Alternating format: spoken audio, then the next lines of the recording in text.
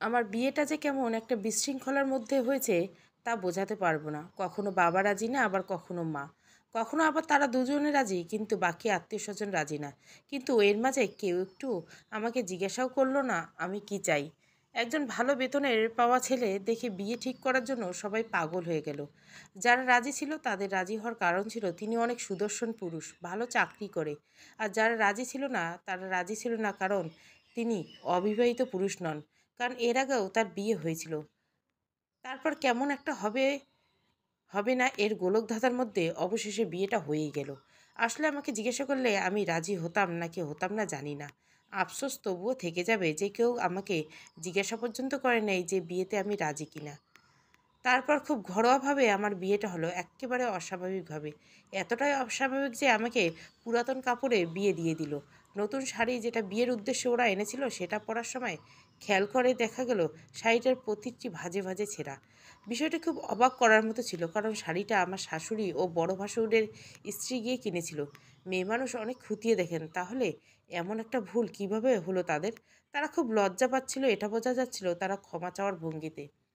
বিয়ের শুভক্ষণে আমি তাকে আমার বরকে একবার দেখার সুযোগ পাইনি। বিদায়ের সময় বাবা যখন আমার হাত তার হাতে রেখে বুঝিয়ে দিচ্ছিলেন তখন কান্না করার মধ্যে একবার তার দিকে চোখ গিয়েছিল। পুরুষ মানুষ এত সুন্দর হয় এটা তাকে দেখার আগেও আমার জানা ছিল না। অসম্ভব মায়া তার চেহারায়, যেন চোখ ফিরিয়ে নেওয়াটা কষ্টকর। আমাকে আমার বাসা থেকে তারা যখন আমাকে নতুন বাসায় আনলো, আমার একটা ঘোর কাজ করছিল, সেই ঘোর এখনও কাটেনি। আমি বসে আছি একটা হালকা আলোর ঘরে, যেখানে এখনও আমার নববিবাহিত স্বামী আসেনি। বাইরে অনেক গরম, অথচ এই ঘর বেশ ঠান্ডা। কোনো এয়ার কন্ডিশন চলছে না, তবুও ঘর ঠান্ডা। আমার শরীর শীতল হয়ে আসে, হয়তো আমি খুব নার্ভাস এজন্য এমন লাগছে। তখন হঠাৎ দরজা খুলে আমার স্বামী আসলো, তার নাম কাব্য আহমেদ। আবারও বলে সে একজন অসম্ভব সুদর্শন পুরুষ। তারপর সে ঘরে ঢুকে বলল, তোমার কি ক্ষুধা পেয়েছে? আমি মাথা নেড়ে উত্তর দিলাম না। তারপর সে আমার পাশে বসলো, আমার দুই হাত ধরে বলল, আমার এই ঘর অনেক খালি যারা, আমার একা থাকতে খুব ভয় লাগে। তুমি প্লিজ কখনো কোথাও যেও না, আমাকে রেখে কোথাও থেকো না প্লিজ কাব্য। তার কথার মাঝে হয়তো জাদু ছিল, কারণ আমি মুগ্ধ হয়ে শুনছিলাম তার কথা। এরপর কেন যেন আমি তার হাত জড়িয়ে বললাম, যাব না, কোনো দিন যাব না, আমি কোথাও যাব না। কাব্য তখন আবার আরও আমার কাছে এসে বলল এবং বলল, তোমার আমার ব্যাপারে কিছু জানার আছে কাব্য? না, নেই। আমি আমার অতীত সেটাও জানতে চাও না? না, চাই না। আমার বাসা থেকে তোমার বাসা তুমি যেভাবে ইচ্ছে সাজাবে, যা লাগবে শুধু আমাকে বলবে, আমি এনে দিব, শুধু ওয়াদা করো তুমি আমাকে ছেড়ে কোথাও যাবে না। কোথাও যাব না, ওয়াদা করলাম। এরপর কাব্য আমার কাছে এসে আমাকে একটু একটু করে আদর করতে লাগলো। আমার খুব ভালো লাগছিল তার প্রতিটি ছোঁয়ায়। খুব খুব ভালো লাগছিল, যা ভাষায় প্রকাশ করার মতো না। তারপর মধ্যরাত পর্যন্ত আমরা জেগেছিলাম। ভোরের আগে কাব্য ঘুমিয়ে পড়লো। আমি বাথরুমে যাব কিন্তু যেতে পারছি না, কারণ কাব্য প্রায় তার শরীরের সব জোর দিয়ে আমার হাত চেপে ধরে রেখেছে। আমি হাত ছাড়িয়ে যেতে নিলেই মনে হলো আমার সাথে আরও কেউ উঠে দাঁড়িয়েছে। আমি ঘুরে দেখলাম কাব্য বিছানায় শোয়া নেই, কেউ নেই। তারপর বাথরুম থেকে এসে আবার শুয়ে পড়লাম। সকালে দেরি করে ঘুম ভাঙলো। আমার শ্বশুর শাশুড়ি এখনও আছেন, তারা বিকেলে চলে যাবেন। আর বাসায় আছেন কাব্যর ভাই। আমার একটা দেবর আছে, সে নাকি প্রতি সপ্তাহে 2বার এসে থেকে চলে যায়। ও একটু গম্ভীর, কারোর সাথে কথা বলে না। আমি এখনও বলতে শুনিনি। সকালে ঘুম থেকে ওঠার পর আমার কাছে কেমন যেন ঘোর কেটে যাওয়ার মতো লাগছে। মনে হচ্ছে আমি এই বিয়েতে রাজি ছিলাম না, কিন্তু কিভাবে কি হলো। মনটা খুব খারাপ হয়ে গেল। আমার শাশুড়ি তার জামা গুছাচ্ছে, তাদের বাসার সময় এসেছে। সকালের নাস্তা তিনি বানিয়েছেন। নাস্তা টেবিলে দেখে খুব লজ্জা লাগছিল, প্রথম দিন নাস্তা বানাতে পারলাম না। আর আমার বসে বসে শ্বশুর পত্রিকা পড়ছে। তবে সবচেয়ে চোখে পড়ার মতো ছিল ইভানের বসে থাকা। কারণ ইভান বারান্দায় একটা চেয়ারে বসে আমার দিকে এক নজর তাকিয়েছিল, হয়তো আমার দিকে তাকিয়ে অন্য কিছু ভাবছিল। আমার চোখে চোখে পড়া সত্ত্বেও সে চোখ নামালো না। দেখলাম তার একটা একটা ছুরি, সে অনবরত ছুরিটা আঙ্গুলের ফাঁকে ফাঁক দিয়ে নাড়িয়ে যাচ্ছে। দৃশ্যটা আমার কাছে স্বাভাবিক লাগলো, তাই আমি নিজেই চোখ নামিয়ে সরে গেলাম। কারণ নতুন বউ বলে কথা। তখন শাশুড়ি এসে বলল, কাব্যকে ডেকে তুলো বউ, আমাদের একটা গাড়ি ঠিক করে দিতে বলো। আমি তখন পিছন ঘুরে দাঁড়াতেই চমকে উঠি, কারণ আমার ঠিক আধা ইঞ্চি পিছনে ইভান দাঁড়ানো। সে বলল, আমি গাড়ি করে দিচ্ছি ইভান। আমার কাছে একটু কেমন যেন লাগলো তার কণ্ঠস্বরটা। আমার শাশুড়িমা বললেন, তুই আমাদের সাথে যাচ্ছিস? আমাদের বাড়িতে নামিয়ে আবার চলে আসবি। ইভান তখন কপাল কুঁচকে বলল, ভাইয়াকে কে বলো? আমি কেন যাব? ইভান, সে কি কথা? তোর ভাইয়ের নতুন বিয়ে হচ্ছে, সে কিভাবে যাবে? তুই চল। শাশুড়ি মা, বিয়ে হলে কি যাওয়া যায় না? আমি তখন মা ছেলে কথোপকথনটা বেশ অবাক হচ্ছিলাম। 25 বছর বয়সী একটা ছেলে এতটুকু জ্ঞান রাখে না যে তার ভাই নতুন বিয়ে করেছে, সে কিভাবে তার বাবা মাকে নামিয়ে দিতে যাবে? বাসায় কি আমি একা থাকবো? আর এর মধ্যে কাব্যর আগমন। উফ, কেউ একটু ডাকলো না কেন আমাকে? চোখ থেকে ঘুম সরছিল না। তোমরা রেডি হয়ে গেছো আব্বু আম্মু? তখন শাশুড়ি মার সামনে গিয়ে তাকে বলল, বাবা, তোকে ডাকতে ইচ্ছে করছিল না, আবার না বলে কিভাবে যাই? তুই আমাদের একটা গাড়ি করে দে, আর ইভানকে আমি সাথে করে নিয়ে যাচ্ছি। আচ্ছা, আমি তোমাদের বাস স্ট্যান্ডে নামিয়ে দিয়ে আসছি। তারপর সবাই তৈরি। কাব্য নাস্তা করে শুধু পাঞ্জাবির বদলে শার্ট পরে রওনা হলো। আমি শ্বশুর শাশুড়িকে বিদায় করে দরজার সামনে দাঁড়িয়ে আছি। ইভান সবার আগে নেমে গিয়েছে।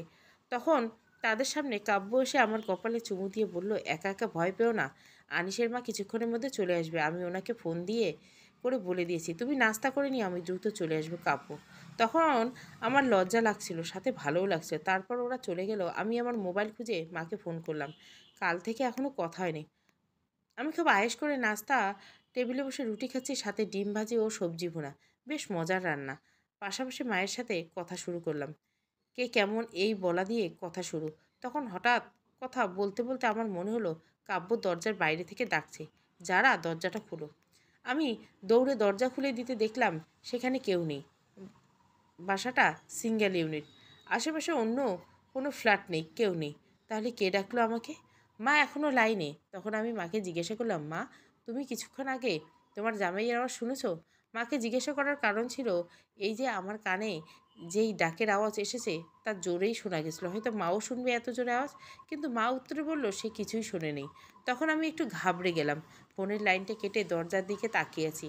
আর তখনই দরজায় ধাম করে আওয়াজ উঠল। আমি চমকে উঠলাম এবং দরজার পাশে গিয়ে জিজ্ঞেস করলাম, কে? তখন ওপাশ থেকে আওয়াজ আসলো, আরে পাগলি, আমি, দরজা খুলো। আমি মুচকি হেসে বলতে বলতে দরজা খুললাম, এত তাড়াতাড়ি চলে এসেছেন। কিন্তু এবারও ওপাশে কেউ নেই। এবার আমার কানের পাশ দিয়ে ঘাম ঝরছে। আমার এবার ভয় করতে শুরু করলো। আমি আবার চেয়ারে গিয়ে বসলাম, গ্লাসে পানি ঢেলেই খেলাম। এর মধ্যে আবারও কলিং বেলের আওয়াজ পাওয়া গেল। দিন এমন ঘটনা অস্বাভাবিক, কাউকে বলে সে পাগল বলবে, তাছাড়া আর কিছু না। দুইবার দরজা খুলে যখন দেখছি কেউ নেই, তখন তৃতীয়বার দরজা খটানোর আওয়াজ শুনে দরজা খোলার ইচ্ছে আর সাহস আমার নেই। এরপর হঠাৎ একজন বলে উঠলো, নতুন বউ, দরজা খুলো, আমি তোমাদের কাজের বুয়া। তখন তবুও নিজের কানকে আমি বিশ্বাস করতে চাচ্ছি না যে কেউ এসেছে। আমি ধরে নিয়েছি এটা আমার কল্পনা। এরপর আবার মোবাইলে রিংটোন বেজে উঠলে দেখলাম কাব্য ফোন এসেছে। আমি রিসিভ করতে কাব্য বলল, দরজা খুলো, যারা বুয়া এসে অনেকক্ষণ ধরে দাঁড়িয়ে আছে। তখন আমি নিশ্চিত হতে আবারও জিজ্ঞেস করলাম, কে দাঁড়িয়ে আছে? কাজের বুয়া, আনিসের মা। বলেছিলাম না আমি তোমাকে, সে আসবে। এবার আমি চেয়ার থেকে উঠে দরজায় সামনে যেতে যেতে ফোনে বললাম, আপনি প্লিজ ফোনের লাইনটা কাটবেন না, লাইনে থাকুন। কেন, যারা কি হয়েছে? কিছু না, এমনি। তারপর দরজা খুলে দিতে আনিসের মা বলল, কী গো মামি, দরজা খুললে না কেন? আল্লাহ, শীতকালে এমনি ঘামছোস কেন? আমি তখন মুখে হাত দিয়ে দেখি আমার সারা গায়ে তখন ঘামে ভেজা। তারপর বললাম, প্রেশার বেড়েছে বোধহয়। ও আচ্ছা, মামা কইলে তাড়াতাড়ি আইতে। চলেন রান্না করে দেই, আমি বাজার করে নিয়েছি।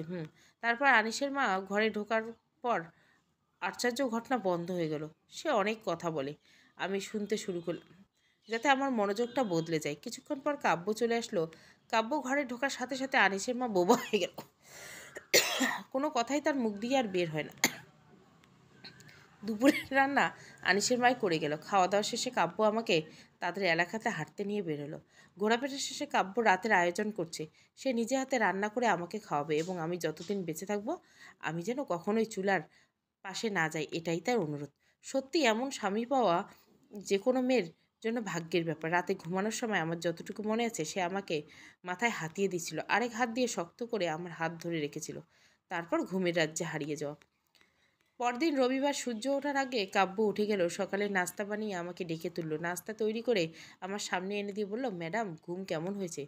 আমার খুব ইচ্ছে করছিল কাব্যকে সত্যিটা বলি বলি যে গত রাতে আমার একেবারে ঘুম হয়নি, কারণ এর মধ্যে আমার দুইবার ঘুম ভেঙেছে এবং আমি দুইবার দেখেছি আমি একটা কবরে শুয়ে আছি।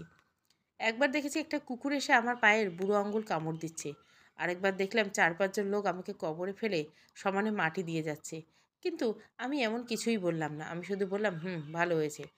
কারণ কাব্যের দিকে তাকিয়ে আমি অনেক কিছুই বলতে ভুলে যাই, অথবা কেমন একটা ঘুরে পড়ে যাই যা আমি বলে বোঝাতে পারবো না। তারপর কাব্য অফিসের জন্য বেরিয়ে গেল। আনিসের মা আসবে সকাল 10টায়। আমি ঘরে একা এবং আমার ভয় করছে গতদিনের কথা মনে করে। ঠিক যে সময় আমার শোবার রুম থেকে গানের আওয়াজ আসছে, যেন কেউ খুব সুরের মধ্যে গান গেয়ে যাচ্ছে। আমি আস্তে আস্তে সেদিকে এগিয়ে যেতে থাকলাম, কিন্তু সেখানে কেউ নেই। আওয়াজটা এখন আর গোসলখানা থেকে আসছে। তারপর আমি দরজা আমি খুলে সাহস করে খুললাম।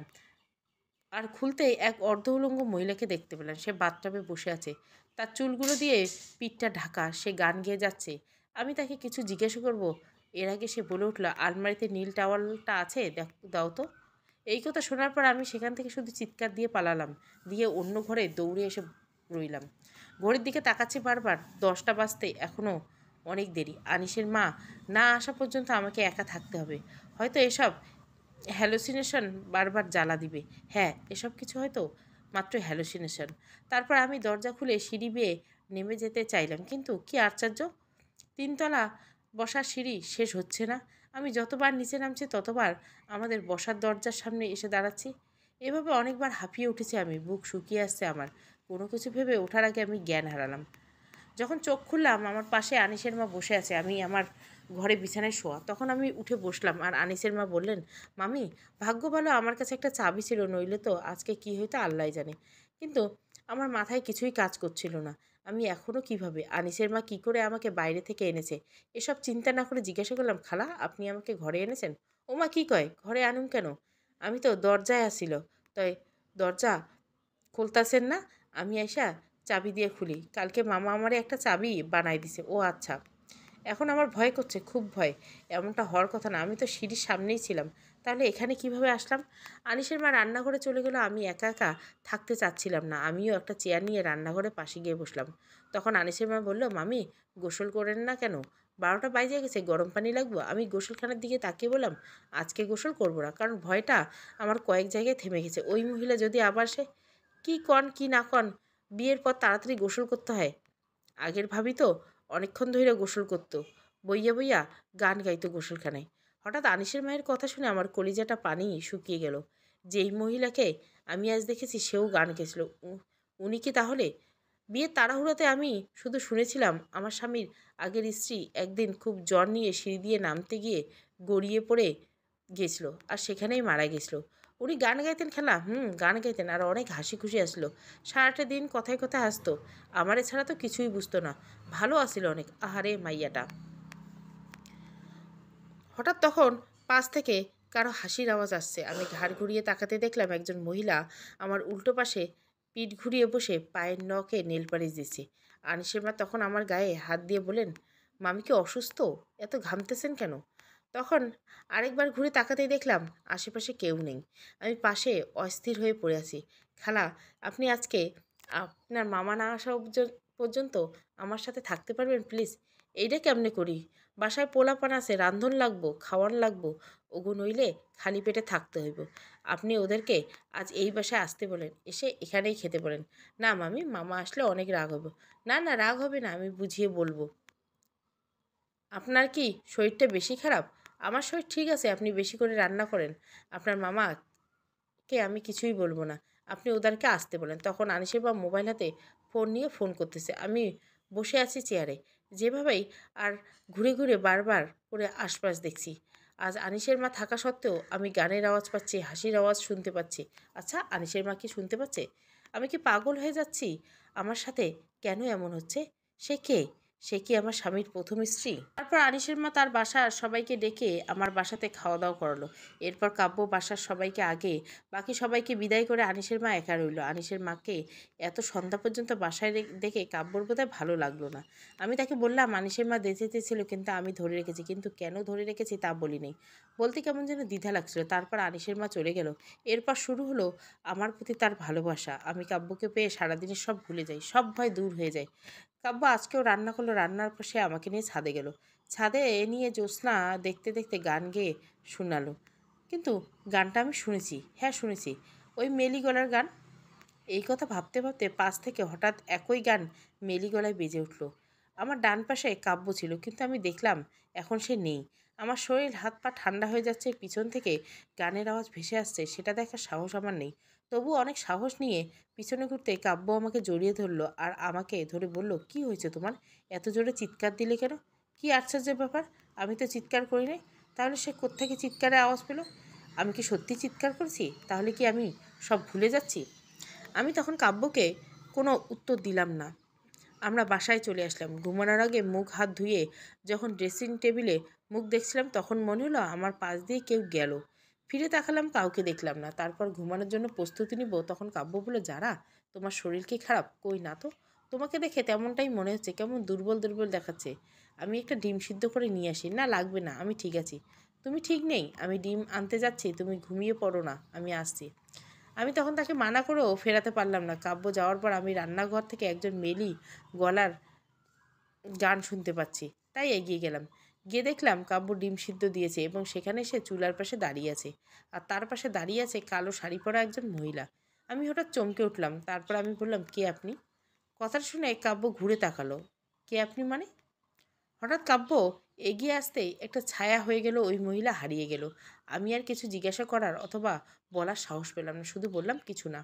তারপর ডিম খেয়ে আমি ঘুমিয়ে পড়লাম। মধ্যরাতে যখন বুকে খুব আয়েশ করে শুয়েছিলাম, ঠিক তখনই মোবাইলের মেসেঞ্জারের নোটিফিকেশন বেজে উঠলো। চোখ ডলতে ডলতে মোবাইল হাতে নিলাম, নিয়ে দেখলাম মেসেজে দেখলা, আমার আয়না আর কখনো চেহারায় দেখবে না। হঠাৎ মেসেজ রিকোয়েস্টে মেসেজটা পড়ে আমার হাত পা কেঁপে উঠল। আমি উঠে বসলাম। যে মেসেজটা দিয়েছে সে আমার স্বামীর প্রথম স্ত্রী। না, আমি সেজন্য কেঁপে উঠিনি। আমি কেঁপে উঠছিলাম এই কারণে যে যিনি মেসেজ পাঠিয়েছেন সে আরও 3 বছর আগে এই দুনিয়া ছেড়ে চলে গেছেন। আমি তার ছবি দেখেছি আজ, চেহারা এক্কেবারে ভুলি নেই। খুব হাসি খুশিপূর্ণ ছবি। আনিসের মায়ের কাছ থেকে দেখেছি। আনিসের মা এর কাছে একটা পাসপোর্ট সাইজ ছবি ছিল তার। কি আশ্চর্য যে মরা মানুষও আমাকে মেসেজ পাঠায়, এটা কিভাবে সম্ভব? আমি খাট থেকে উঠে বসলাম, দেখলাম কাব্য ঘুমিয়ে আছে। আমার খুব পানি পিপাসা লেগেছে, কিন্তু উঠে যাওয়ার সাহস হচ্ছিল না। এর মধ্যে হঠাৎ করে মনে হলো ঘরের ড্রেসিং টেবিলের সামনে কেউ দাঁড়িয়ে আছে এবং চুল আশ্রাচ্ছে, লম্বা চুল। বাইরে ল্যাম্পপোস্টে আলোয় আর কিছু দেখা যাচ্ছে না। আমার বুক ধড়ফড় করছে খুব জোরে। আমি আর কিছু মনে করতে পারলাম না, অজ্ঞান হয়ে গিয়েছিলাম। বিয়ের চতুর্থ দিন সকালে যখন চোখ খুললাম, তখন আমি বিছানাতে শোয়া। যেভাবে রাতে শুয়েছিলাম, কাব্য অফিসের জন্য রেডি হচ্ছে, খুব স্বাভাবিক সে। এর মানে রাতেই কোনো কিছু সম্পর্কে সে অবগত না। আমাকে নাস্তা করিয়ে সে চলে গেল অফিসে, আর আমি ভয়ে ভয়ে একটা দরজায় বন্ধ করে শুয়ে রইলাম। প্রতিদিনের মতো আজও আমি অন্য ঘর থেকে গানের আওয়াজ শুনতে পারছি কেউ রান্নাঘরে রান্না করছে। হঠাৎ দরজায় বেল বেজে উঠলো। আমার ভয়ে উঠে যেতে ইচ্ছে করছে না এই চুল মেলানো মহিলাকে দেখতে। সে যে আমার স্বামীর প্রথম স্ত্রী তা বুঝতে আমার বাকি রইল না। কিন্তু সে আমার কাছে কেন আসে? আমি কেন তাকে দেখতে পাই? নাকি এইসব কিছু ঘটে যাওয়া শুধু কল্পনা? কলিং বেল বেজেই চলছে। আমি সেখানে বসেছিলাম, সেখানে শক্ত হয়ে বসে আছি। এরপর ফোন আসলো মোবাইলে। আমি সেটাও ধরছি না। এসব আমার কল্পনা, কোনটা সত্য? না, এক্কেবারেই না। অনেকক্ষণ পর আনিসের মায়ের আওয়াজ পেয়ে আমি বিছানা থেকে নেমে আসলাম। দরজা খুলতে দেখলাম ইভান এসেছে। তখন আনিসের মা বলে উঠল, ও মামি, দরজা খুলেন না কেন? মামা নাকি অনেকক্ষণ ধইরা খাড়ায় আছে। আমার মুখ তখন ঘামিয়ে আছে, কানের দুপাশ দিয়ে ঘাম পড়ছে। তখন ইভান বলল, আমি অনেকক্ষণ ডোরবেল দিয়েছি, ভাইয়াকে ফোন দিয়েছি। আপনি ঠিক আছেন ভাবি? এই ছেলেটা স্বাভাবিক কথা বললেও আমার কাছে অস্বাভাবিক মনে হয়। তাকে কোনো উত্তর দেওয়ার আগেই আবার কলিং বেল বেজে উঠল। আনিসের মা দরজা খুলে দিলে। দেখলাম কাব্য এসেছে। সে এসে আমাকে জড়িয়ে ধরলো আর বলল, যারা, তুমি ঠিক আছে তো? দরজা খোলোনি, ভয়ে ফোন ধরছো না? কি যে ভয় পেয়েছিলাম আমি, সব ঠিক আছে তো? আমি কিছু বলার জন্য শক্তি পাচ্ছিলাম না। কে যেন অদৃশ্যভাবে আমার গাল চেপে ধরে রেখেছে। আমি কিছুতেই বলতে পারছি না। তখন কাব্য বটে উঠল, যারা, তোমার গায়ে তো জ্বর। আনিসের মা, তাড়াতাড়ি বালতিতে পানি নিয়ে আসো, ওর মাথায় পানি দিতে হবে। তারপর কাব্য আমাকে কোলে নিয়ে করে বিছানায় নিয়ে শুইয়ে দিল। আমার গায়ে জ্বর সেটা আমি উপলব্ধি করতে পারিনি। বালিশে শুয়ে রয়েছি, আমার মাথায় পানি ঢালছে কাব্য। তখন আমি স্পষ্ট দেখতে পাচ্ছি আনিসের মা পাশে দাঁড়ানো, তারই পাশে ইভান, আর তার পাশে দেওয়ালে হেলান দিয়ে মাথা নিচু করে বসে আছে আমার স্বামীর প্রথম স্ত্রী। আমার যত দিন যাচ্ছিল আতঙ্ক তত বেড়ে যাচ্ছিল। ইভান আমাদের বাসায় থাকছে কদিন? সারাদিন দরজা দিয়ে বসে থাকে ঘরে, জানি না কি করে। দিনে একবারও তো বের হয় না। আমার ওকে কেন জানি একেবারেই ভালো লাগে না। আর এভাবে চলতে চলতে আজ আমার বিয়ের 11তম দিন। আমার শরীরটা আগের চেয়ে খুব খারাপ হয়ে গেছে। চোখ ডেবে গেছে, নিজেকে আয়নায় দেখতে ভয় করে। কাজে ব্যস্ত থাকার অনেক চেষ্টা করি আমি, যাতে অন্য কিছু টের না পাই। সেদিন কাজ করছিলাম রান্নাঘরের স্টোরে, যেখানে আনিসের মা মোবাইলে টর্চ জ্বালিয়ে একটা একটা করে জিনিস নিচে ফেলছিল। আর আমি নাকে কাপড় বেঁধে সেখান থেকে ছাঁটাই বাছাই করছিলাম। এর মধ্যে হাতে পড়ল একটা রোল করা কাগজ, যাতে কিছু লেখা ছিল। আপনি আমি শুকনো কাপড় দিয়ে সেটা মুছে নিলাম। সেখানে প্রায় লক্ষাধিকবার লেখা আছে, ভালোবাসি তোমাকে ময়না। কিন্তু আমার স্বামীর আগের স্ত্রীর নাম ময়না ছিল না, তার নাম ছিল মীরা। কিন্তু তাহলে এ ময়না কে? আনিসের মা কি যেন বলতেছে, কথাগুলো কানে আসছে না, শুধু কানে আসছে আমার ঘর থেকে কেউ গান গেছে। আমি কাগজ তোলার হাতে নিতে উঠে গেলাম। সেখানে কেউ বসে আছে, আমি শুধু দাঁড়িয়ে দেখছি। সে বিছানায় বসে পা ঝুলিয়ে গান গেছে। তখন আমি বলে উঠলাম, ময়না। মুহূর্তে সে শরীরে পা দোলানো বন্ধ হয়ে গেল, সাথে গানটাও। আমি সামনে এগিয়ে যেতে আনিসের মা এসে বলল, আপনি এখানে কি কইলেন? আর ময়না ময়না কইরা আপনি কারে ডাকেন? এটা তো মামা তার আগের বউরা আদর করে ডাকতেন। তখন আমি বুঝলাম তার নাম ময়নাই মীরা, আর মীরাই ময়না। আনিসের মা, তোমার আগের মামির সম্পর্কে আর কি জানো? আনিসের মা তখন ডানে বামে তাকিয়ে বলল, আমি যা জানি আপনার জানার কাম নাই। যত কম জানবেন ততই ভালো। এটা বলে আনিসের মা রান্নাঘরের দিকে চলে গেল। আমি উৎসুক হয়ে তাকে অনেকবার জিজ্ঞাসা করার পরে সে উত্তর দিল না। শেষের দিকে যখন জোড়াজুড়িতে কিছু একটা বলতে চাইলো, ঠিক তখনই ইভান দরজার সামনে এসে দাঁড়ালো। দুপুরের খাওয়ার কিছু আছে? আমি খেয়ে বের হয়ে যাব। কোথায় যাবেন? আমি ইভানকে তুমি করে ডাকি, কারণ ভালো লাগে না। আমার মেসে চলে যাব। খাবার না থাকলে বাইরে গিয়ে খাবো। বাইরে গিয়ে খেতে হবে না আনিসের মা, এমনি খাবার গরম করে দিচ্ছে, আপনি বসুন। আমি গোসলকে গেলাম, বের হয়ে খাবো। তখন আনিসের মা খাবার গরম করতে গেল। আমি কোনো কারণ ছাড়াই আমার ঘরের দিকে না গিয়ে ইভান যে ঘরে থাকে সে ঘরে গেলাম। আর যাওয়ার পর দেখলাম একটা অদ্ভুত সুন্দর ঘ্রাণ আসছে এই ঘর থেকে। বিছানাপত্র সব আউলিয়ে গেছে, এর উপর ল্যাপটপ, মোবাইল, জামাকাপড় সব এলোমেলো।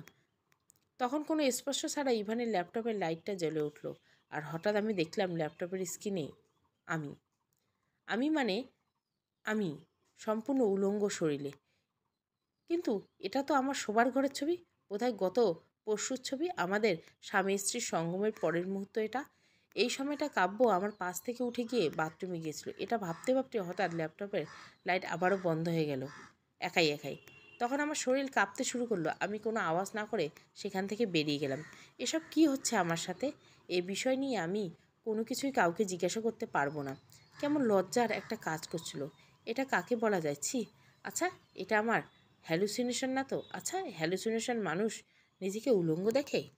আমি দরজা থেকে বের হয়ে দেখি ওই মানুষটা চেয়ারে দাঁড়িয়ে ফ্যান মুছছে। আমাকে দেখে ইঙ্গিত করে বলল, কিভাবে যে কাব্য তোমাকে বিয়ে করলো? সারাদিন বসে থাকো, ঘর দুয়ার পরিষ্কারের কোনো কাম নেই। এবার আমার হাঁটু ভেঙে যাচ্ছে, সাথে সাথে আমি মাটিতে হাঁটু গেড়ে বসে পড়লাম। সাংঘাতিক এক আতঙ্ক আমার মধ্যে বিরাজ করছে। আমি ভয় পাচ্ছি, কিন্তু ভয়ের মাত্রা এবার অনেক গুণ বেশি। ঠিক তখনই আনিসের মা এসে আমাকে দেখে চিৎকার দিয়ে বলল, ও মামি, আপনার কি হয়েছে? কাঁপতেছেন কেন? মামিকেও, ছোট মামা, তাড়াতাড়ি আসেন। এরপর আমার আর কিছু খেয়াল নেই। এরপর সন্ধ্যার দিকে আমার চোখ খুলে দেখলাম আমার হাত ধরে বসে আছে কাব্য। চেহারা দেখে মনে হচ্ছে অনেকক্ষণ কান্না করছে। ইভানও আমার পায়ের সামনে বসে আছে। ওকে দেখে আমি চমকে উঠলাম। কাব্য তখন আমাকে আরও শক্ত করে ধরল। যারা, কি হয়েছে তোমার? এমন কেন করতেছো? আনিসের মাকেও কোথাও দেখা যাচ্ছে না। সে কি চলে গিয়েছে? কোথায় গেল? কখন গেল? কাব্য কখন আসলো? আমি তো শাড়ি পরা ছিলাম, তাহলে আমাকে সালোয়ার কামিজ কে পরালো? ইভান না তো? ও আবার আমাকে জামা কাপড় খুলে ছবি তুলে নিত? ছি! কি ভাবছি? আমার অস্বস্তি লাগছে, চিৎকার করতে, বলতে ইচ্ছে করছে, বের হয়ে যাও এই বাসা থেকে। কিন্তু কি বলবো, কাকে বলবো, কে বিশ্বাস করবে আমার কথা? আমি তখন সব বাদ দিয়ে কাব্যকে শক্ত করে জড়িয়ে ধরলাম, কোনো প্রশ্ন করলাম না। আজ ইভানের চলে যাওয়ার কথা ছিল, কিন্তু সে গেল না। কাব্য তখন আমারকে শক্ত করে ধরে রাখলো আর বলল, ক্ষুধা পেয়েছে? আমি খুব শান্ত মতো উত্তর দিলাম, হুম। তারপর কাব্য আমাকে খাইয়ে দিয়ে তারপর মাথায় হাতিয়ে ঘুম পাড়িয়ে দেওয়ার চেষ্টা করলো। আমার আজ অনেক কিছু জিজ্ঞাসা করতে ইচ্ছে করছে কাব্যকে, প্রশ্ন করতে ইচ্ছে করছে অনেক, মানে অনেক কিছু জানা বাকি আছে। অনেক কিছু না জানলে অনেক দেরি হয়ে যাবে। বারবার দরজার দিকে তাকাচ্ছি, দরজাটা লক খোলা আছে কি না। ঘুমিয়ে পড়ার পর কেউ তো ঘরে আসবে না তো? এসব ভাবতে ভাবতে আমি ঘুমিয়ে পড়লাম। সকালে ঘুম ভাঙতে দেখলাম আমার শাশুড়ি আসছে। সব ঘরে গিয়ে খুঁজে দেখলাম ইভান বাসায় নেই, সে চলে গেছে। কাব্য আজ অফিস থেকে ছুটি নিয়েছে। সে আমার ঘুম ভাঙা দেখে বলল, চলো চলো, তৈরি হয়ে নাও, আমরা সবাই গ্রামের বাড়িতে বেড়াতে যাব। এখনও তো শ্বশুরবাড়ি দেখলে না, একটা রিফ্রেশমেন্ট হয়ে যাবে তোমার জন্য কাব্য। চলো মা, আমার কাছে কয়দিন থাকবে, ভালো লাগবে তোমার। আর তোমার আম্মা আমাকে বারবার ফোন দিয়ে বললেন যেন তোমাকে দিকে খেয়াল রাখি। তারা না তো কি হয়েছে, আমি তো মা, আমি তোমার খেয়াল রাখবো, শাশুড়ি মা বললেন। তখন হঠাৎ খেয়াল আসলো আব্বা আম্মার সাথে 2 দিন ধরে কথা হয় না। তারা হজ করতে গিয়েছেন। আমি তেমন কোনো কথা বললাম না, তৈরি হয়ে নিলাম। ট্রেনের টিকিটের সাথে সাথে পাওয়া যাবে না বলে আমরা বাসে করে রওনা হলাম। আসার সময় আনিসের মায়ের সাথে দেখা হলো না, তাহলে একবার জিজ্ঞাসা করতাম যে আমার জামাটা পাল্টিয়েছে কে, আর সে আমাকে একা ফেলে চলে গিয়েছিল কিনা। ইদানিং আমি খুব ভাবতে ভাবতে ভুলেই যাই আশেপাশে কি হচ্ছে। যেমনটা এখন ভুলে গেছি যে আমি বাসের 20 মিনিট বিরতির পর আধ ঘন্টা যাবৎ বাথরুমে বসেছিলাম। তখন হঠাৎ খেয়াল করলাম দরজা খটখটিয়ে চলছে বাইরে থেকে মানুষ। তখন আমার খেয়াল আসলো আমি বাথরুমে আসার সময় কাব্য আমাকে জিজ্ঞাসা করছিল আমি কি আসবো সাথে, আর আমি তাকে মহিলা টয়লেটের সামনে দাঁড়াতে মানা করছিলাম। কি মনে করবে মহিলারা সেটা ভেবে, অথচ আমি এতক্ষণ যাবৎ এখানেই, আমি ভুলেই গেলাম। দরজা খুলতে দিতেই কাব্য আমাকে ধরে বাইরে নিয়ে আসলো। সেও ঘামিয়ে গিয়েছিল, হয়তো আমাকে নিয়ে খুব চিন্তা করছিল সে। আমার শাশুড়ি আমাকে পানির বোতলে এগিয়ে দিয়ে বলল, তুমি এখানে কেন? আমরা যেই রেস্ট হাউসে নেমেছিলাম সেখানে তো টয়লেট আছে। আমি ডানে বাঁয়ে তাকিয়ে অনেকবার ভয় পেলাম। খুব পুরনো একটা রেস্ট হাউস এটা, চারিদিকে অনেক অন্ধকার। আমি যখন ঢুকছিলাম তখন একটা অন্ধকারও ছিল না। যে রেস্ট হাউস বাস থামছিল এটা সেখান থেকে অনেক দূরে, তাহলে আমি এখানে কিভাবে আসলাম? আমি তখন শুধু মুখ ফুটে বললাম, আমার নুপুরটা এইখানে পড়েছিল, তাই নিতে এসেছিলাম। এই বলে হাতের মুঠ খুললাম আর দেখলাম আমার হাতে একটা নুপুর। আমি জানি না এটা কার, আমি জানি না আমি এই কথাটা কেন বললাম, তবে আমার হাতে নুপুর দেখে কাব্য খুব বিরক্ত হলো। একটা নুপুরের জন্য এত দূর আসবে তুমি? পুরনো রেস্ট হাউসে খুঁজে পেয়েছি তোমাকে, পাগলের মতো খুঁজছি। কেন এমন করতেছো যারা? কাব্যের কথা শুনে তখন মনে পড়ল আমার নাম যারা, তাই তো? আমি তো যারা, তাহলে এতক্ষণ কেন মনে হচ্ছিল আমি অন্য কেউ? তখন খেয়াল করলাম বাসের লোকজন চেঁচামেচি করছে, কেউ কেউ টিটকিরি করে বলছে স্বামী স্ত্রীর রোমান্স বাসেও করেন, আর কতক্ষণ আপনাদের জন্য বাস থামিয়ে রাখবেন। কেউ আবার বলল পাগল ছাগল কোত্থেকে যে বাসে ওঠে। এগুলো কথা শুনে লজ্জা করতেছিল খুব, তাও কেমন যেন একটু পরপর আমি ভীষণ আনমনা হয়ে যাচ্ছি। তারপর হঠাৎ উঠে ঘুমিয়ে পড়লাম। পরবর্তীতে ঘুম যখন ভাঙলো তখন আমরা পৌঁছে গিয়েছি। কাব্য আমার মাথায় হাত বুলিয়ে দিতে দিতে বলল, আমরা চলে এসেছি, চলো। আমি এর আগে কখনো এখানে আসিনি, এই প্রথম। তবুও আমার কাছে সব পরিচিতি মনে হচ্ছে। অনেকটা কথা তো বলাই হয়নি। প্রায় 10-12 ঘন্টা যাবৎ আমি কোনো হাসি অথবা গানের আওয়াজ শুনতে পারছি না। তারপর আমরা কাব্যর পৈতৃক বাড়িতে গেলাম। সবাই নতুন বউকে বরণ করতে দাঁড়িয়েছে। আমার শ্বশুরকে পা ধরে সালাম করে নিলাম। আসার পথে 2-3টা মুখ খুব গম্ভীর করে আমার দিকে তাকিয়েছিল দেখলাম। আমার মনে হয় আমি কোথায় যেন এদের দেখেছি, কিন্তু মনে করতে পারছি না। বাড়িতে গিয়ে হাত মুখ ধুয়ে প্রায় অনেক সাজগোজ করে একটা ঘরে বসলাম। অনেক মানুষ এসেছে আমাকে দেখতে, কেউ কেউ বলে গেল আগেরটার চেয়ে এইটা সুন্দর। আমার এই কথা শুনে খুশি হওয়ার কথা ছিল, তাই না? অথচ হলো উল্টো। আমার খুব রাগ উঠে গেল, সহ্যই হচ্ছিল না এসব কথাবার্তা। উঠে গেলাম সবার মাঝ থেকে। তখন কাব্য এসে বলল, কী হয়েছে, কোনো সমস্যা? মাথাটা খুব ব্যথা করছে, জার্নি করেছো তাই খারাপ লাগছে, চলো শুয়ে পড়ো। আমি মাথা হাতিয়ে ঘুম পাড়িয়ে দিয়েছি, চলো। আমি বাধ্য স্ত্রীর মতো তার মোতাবেক ঘুমাতে চলে গেলাম। কাব্য অনেকক্ষণ মাথা হাতানোর পর আমার আজ ঘুম আসছিল না, কিন্তু আমি ঘুমের ভান করে পড়ে রইলাম। কাব্য তখন পাশ থেকে উঠে গেল, আমার ব্যাগ থেকে কী যেন একটা বের করে নিল, এরপর বেরিয়ে গেল। আমি মিটমিট চোখে দেখলাম সে ঘর থেকে একটু দূরে গেল। জানলার দিকে তাকিয়ে দেখলাম কাব্য সেটাকে পুকুরের দিকে তাক করে উড়িয়ে মারল। পানিতে একটা ঝন করে আওয়াজ হলো। এটা সেই নুপুরটা আমি যেখানে আমার হাতে পেয়েছিল, যেটা আমার হাতে সম্পূর্ণ গায়েবভাবে এসেছিল, কিন্তু এটা কাব্য কেন ফেলে দিল? তারপর কাব্যর ঘরে ফিরে আসার আগে আমি জানলার পাশ থেকে সরে গিয়ে বিছানায় শুয়ে পড়লাম। কিছুক্ষণ পর আমার ঘুম চলে আসলো। পরদিন সকালে ঘুম ভাঙলো নুপুরের আওয়াজে। আমি তৎক্ষণাৎ উঠে বসলাম, বোঝার চেষ্টা করলাম আওয়াজটা কোথা থেকে আসছে, এবং আমি তখন আবিষ্কার করলাম যে নুপুরটা আমি গতকাল পেয়েছি, যেটা রাতে কাব্য পানিতে ফেলে এসেছিল, সেটা এখন আমার পায়ে। আমি পা নড়াচড়া দেওয়ার পর আওয়াজ হচ্ছে।